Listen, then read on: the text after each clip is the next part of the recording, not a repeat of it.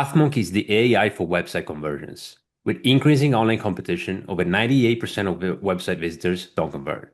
The ability to successfully show your value proposition and support visitors in their buying journey separates you from the competition online. Pathmonk qualifies and converts leads on your website by figuring out where they are in the buying journey and influencing them in key decision moments with relevant micro experiences like case studies, intro videos, and much more. Stay relevant to your visitors and increase conversions by 50% by adding Pathmonk to your website in seconds, by letting the AI do all the work, and increase conversions while you keep doing marketing as usual. Check us out on pathmonk.com. Hey everybody, welcome back to Pathmonk Presents. Today we are joined by Phil. He's the VP of Sales and Marketing at Vantree Systems. Phil, welcome to the show. Thank you so much for having me, Rick. Of course, glad to have you here. It's been a long time coming for people that don't know, and I'm glad we finally made it happen. So, Phil, why don't we start with the basics? What's the big idea behind your company? And if you were explaining it to a friend over coffee, how would you describe what you do? Yeah, sure.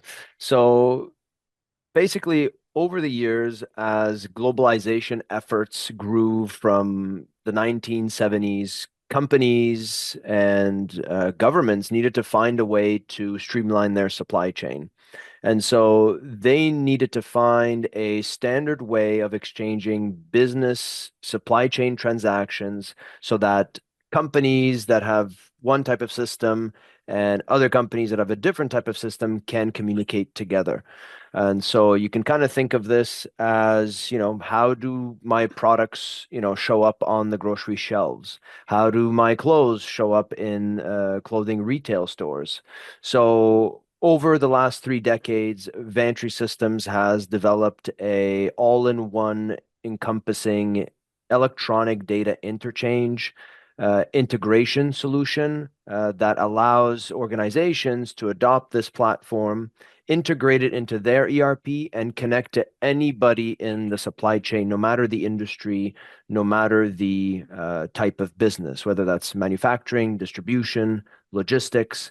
So look at us as a business-to-business data integrator to facilitate the exchange of supply chain transactions so that you have food on the table. Okay, thanks. I like that last bit because I think, that explains it in a nutshell. And of course, there's complexity behind it, I'm sure. But the as you're talking about the businesses you work with, are there any certain types of businesses where you feel your product really shines, and is there a key problem that you help them solve? Yeah, so companies that are adopting this kind of technology are usually companies that are producing a physical good. So think of manufacturing, and then think of also the distribution companies who are distributing these products across the global supply chain. And that's why I also mentioned logistics. So we have a lot of clients in the food and beverage space. We have some in the consumer packaged goods space. We also do automotive, pharmaceutical. So all of these kind of unit-based, case-based, and sometimes even serialized items that travel, all over our supply chain across the world. Okay. How do these people find you? So we have been in the industry for 3 decades, so that helps a lot when it comes to word of mouth. A lot of our business happens because we've helped companies successfully implement this technology with their core enterprise resource planning systems. And because that is a small community of partners, in particularly North America, where we are, and expanding into Europe, it's very easy for one of these implementers and one of these IT directors or VP of ITs to be like, "Hey, I had a good experience working with you, and so I'm thinking of bringing you over to either, my colleagues, company, or when they move over there, they move from one project to the next, they like to bring us over." So that's one way. Word of mouth is extremely strong in this space. And then, of course, you have, your industry trade shows, being that we integrate with like 20 different ERPs. We like to go to some of the biggest ERP events hosted by the likes of, SAP, Microsoft, Acumatica, Sage, and some industry events around food or consumer packaged goods or the NRF show happening in New York every year. So trade shows are huge for us because it allows us to build a good relationship with either partners or customers directly. And in this space, unfortunately, there's a lot of pain and lack of trust. And so being in person and talking about those difficult things proves to be important as a foundation to future discussions. So trade shows are huge for us. Mm. The third, I mentioned the word partners, is being that these ERPs are implemented by actual ERP implementers and consultants, they need to rely on an independent software vendor like Vantree to complete the supply chain integration piece. So another channel that we have is through this partner ecosystem that has grown in our in our kind of referral business over the last 3 decades. So that one is huge. And then the last ones are your typical, your online presence. So we have obviously a website. We invest in SEO and paid ads and things of that nature. So that brings us some inbound leads, and then social media as well. And then, of course, you have our existing customers who like to refer us business when, they network with folks in their industries as well. So, yeah, I mean, there's a lot. There's at least five or Mm. six there, but the top three are the ones I mentioned earlier. Got it. Referrals sounds like, they're big, obviously, trade shows and the good old shaking hands, and being together in the same room. I think you will never be able to beat that as far as volume, yes, but the quality of those interactions, I mean, it's really hard to beat, right? We talked about previously offline, you and I, Phil, about how you've been successful with a channel ecosystem, right? And you just mentioned the partner ecosystem too, but you're now moving toward direct outbound sales. Am I correct?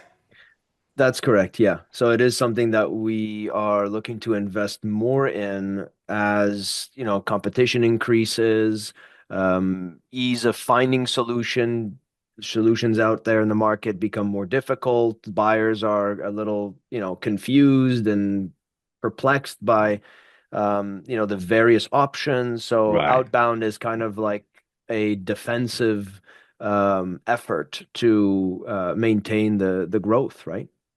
Yeah, no, maybe you just mentioned the reasons, right? But kind of a follow-up to that was, um, what was the aha moment, if you will, that made you realize it was time for that shift? Yeah. So aha moment was probably when we found that organizations weren't able to find us as easily as before. So typically with, being in the industry for so long, and, organizations knowing who we are, eventually as competition increases and the behavior of buyers change, so we all know that a lot of buyers are now you know looking for advice essentially from artificial intelligence, for example. So when you're now relying on artificial intelligence to either refer your business or not refer your business, you realize that the ease that organizations can find you is changing. And I'm sure a lot of people listening to this have felt this impact over the last 6 to 9 months.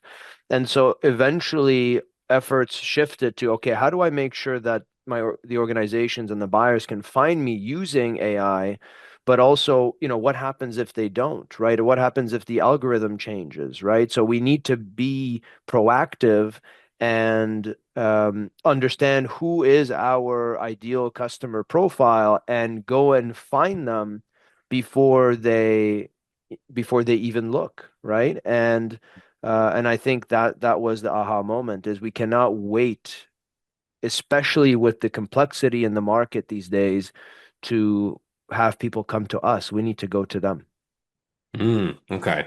Well, thanks for the explanation. I think, sometimes people take it at a surface level. It's just like, it's another strategy, right?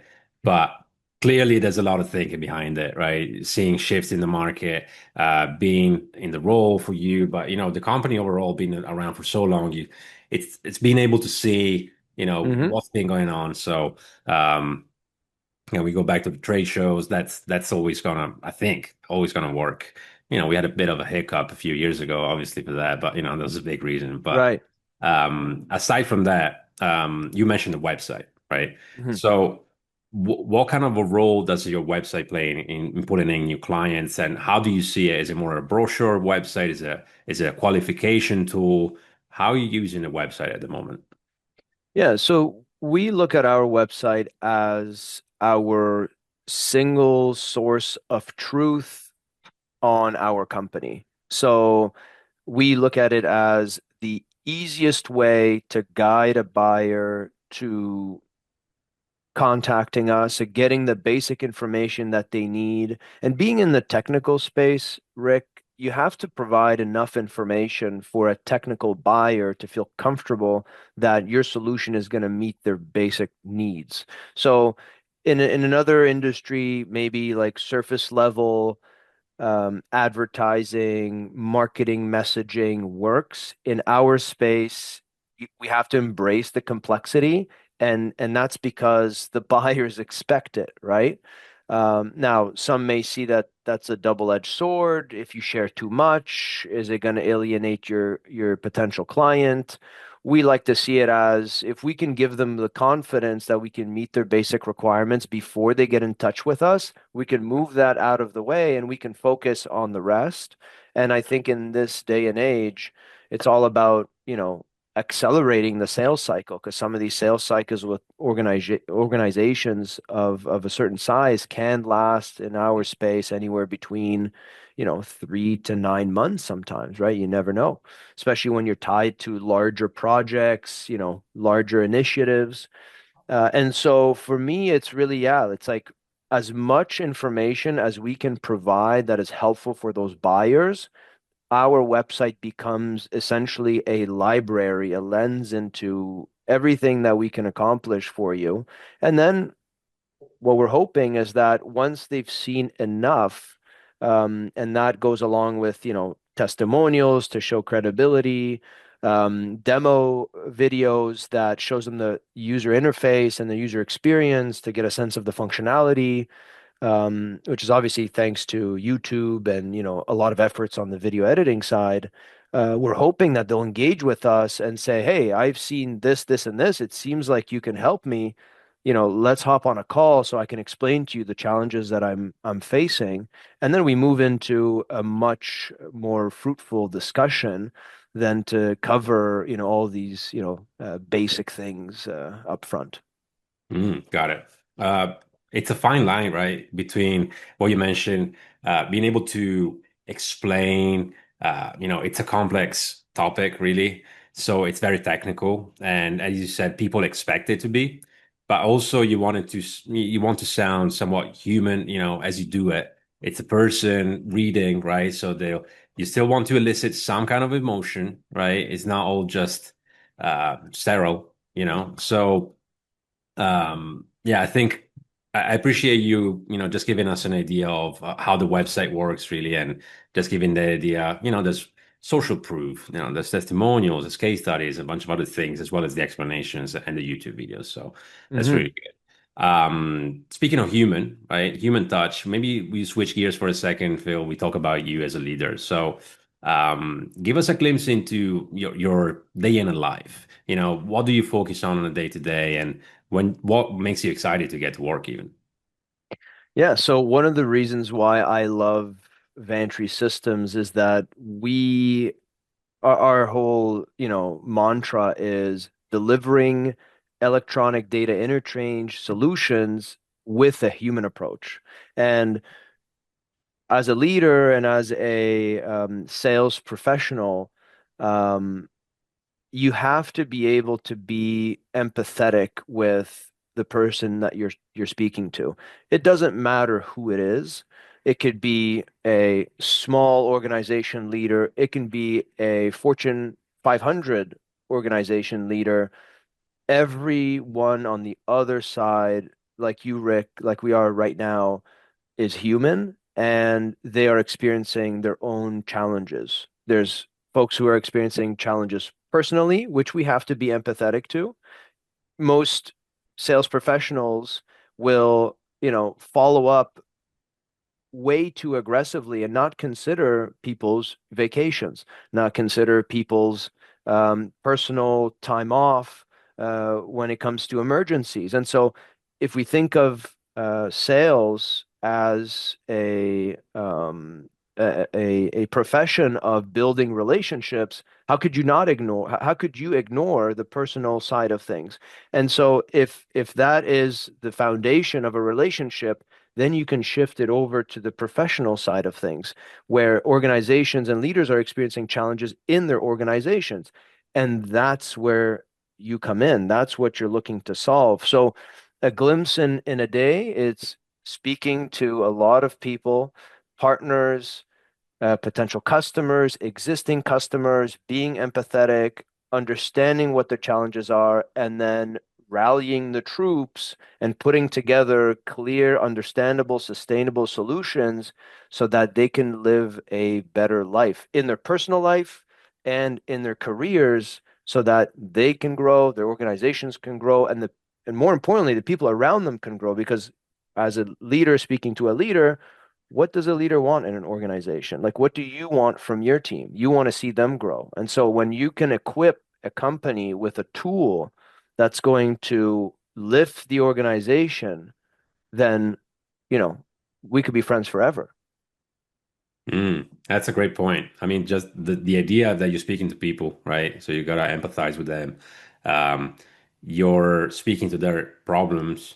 It might be, that it's a work problem, of course, but there's a series of frustrations and issues that are an emotional response that it's something that you have to deal with even when they go home, right? Maybe they don't turn it off, and that's when you're able to empathize. So that's a great point, I think, for anyone listening, marketers, salespeople.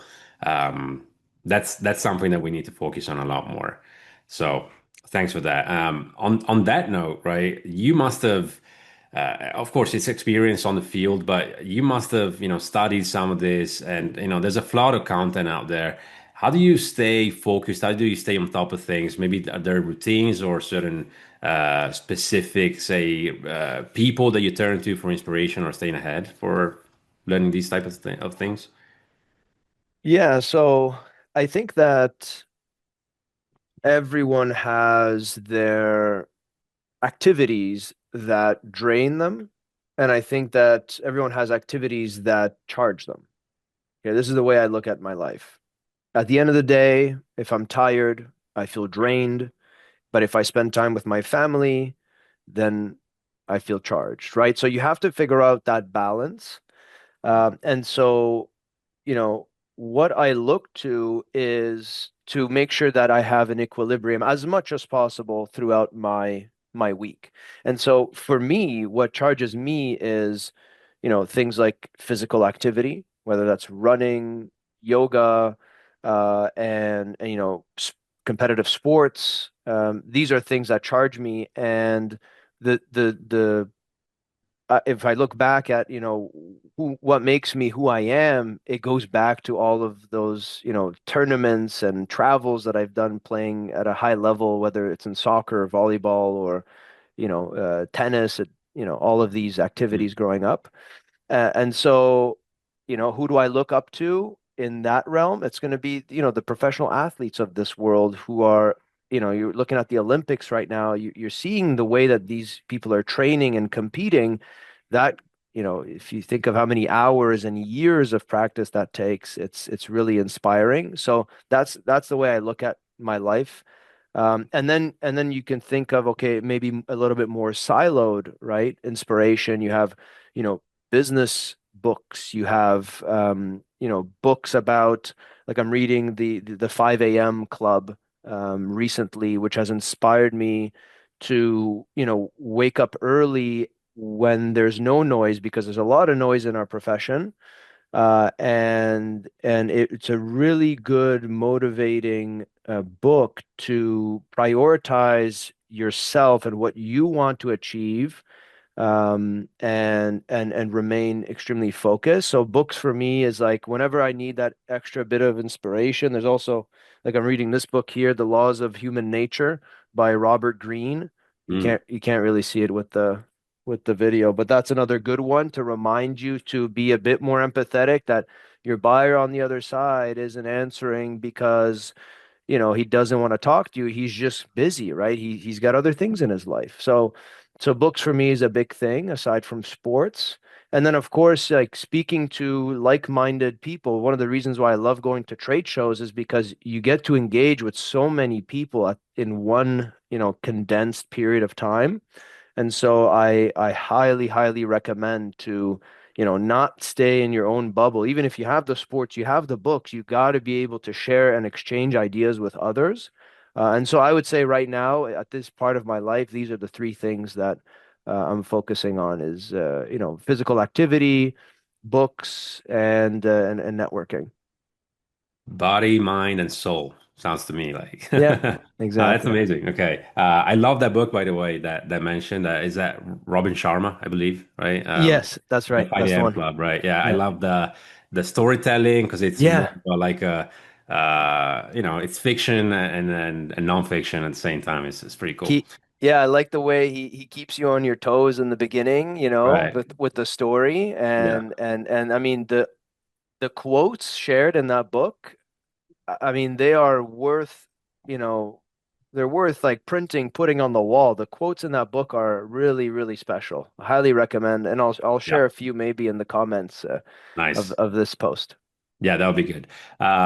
Thanks for that insight, Phil. That was really good. We're going towards the back half of the episode here. We're actually going, coming to a wrap, unfortunately, but we're gonna do it in style, right? So we have a rapid fire segment, and we typically do is just a few questions to keep things light and engaging. Are you ready Cool. for it? Let's do it. All right. So if you had a magic wand, Phil, and could fix one frustrating thing in your marketing life with tech, what would it be? I have to think about this one, Rick. Um, Data segmentation. Okay. Okay, so I'll give a bit of background.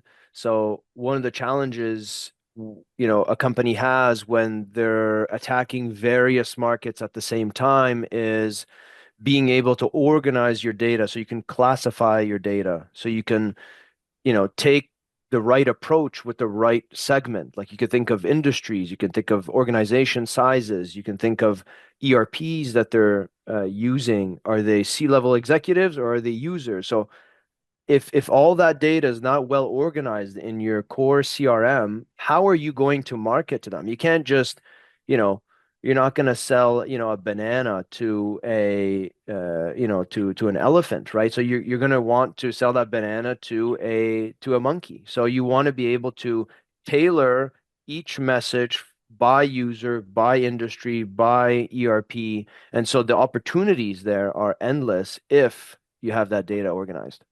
Okay. Thanks for adding the context. That makes a lot of sense. What's one repetitive task that you love to put on autopilot forever? Booking meetings with me.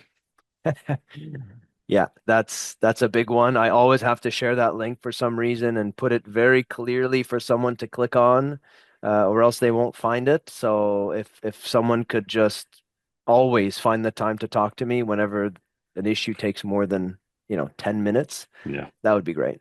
Yeah. You're not the first, my friend. So, yes.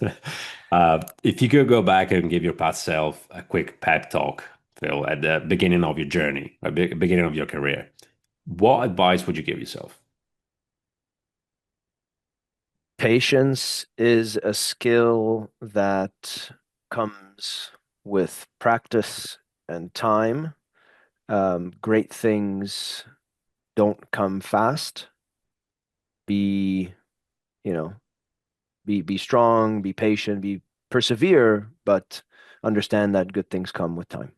Good things take time. Yeah, I love that. That's a quotable for sure. I mean, yeah, it applies to everything, right? Nature, it grows. Yeah. Trees grow over time. They don't happen in a day. So, you look at nature. I think you learn a lot. But thanks for sharing that wisdom. That was really good, Phil. Want to thank you a lot for being on the show with us today. I want to give you the last word. So, if someone forgets everything about the interview today, which I doubt, what is the one thing that they should remember about the work you guys are doing? Vantree delivers complex EDI solutions easy in a humanistic way. And so if you're in manufacturing, distribution, logistics, and you're struggling to integrate your supply chain data and your core ERP systems like SAP, Microsoft, Acumatica, Sage, NetSuite, give us a shout. Let's see what we can do to help. That's amazing. And if people do want to do that, where can we send them? Vantree.com. Too easy. All right, amazing. Phil, again, thanks for the insights. Thanks. I loved the book recommendations. Of course, I love the just the whole idea of connection, right? Human connection. You did emphasize the trade shows. You emphasized, what you guys are doing as far as the partner ecosystem. I think it's great. I love your philosophy on, being able to connect with people. So thanks for that. And Phil, maybe we do this again sometime soon. Q2, Q3, Q4, whenever it is. We'd love to chat again. But in the meantime, wish you a wonderful day. Thank you, Rick, and thank you for inviting me on the podcast. It was a pleasure to get to know you and learn more about Pathmonk. And yeah, looking forward to our next podcast together. Absolutely. All right. Bye, everyone.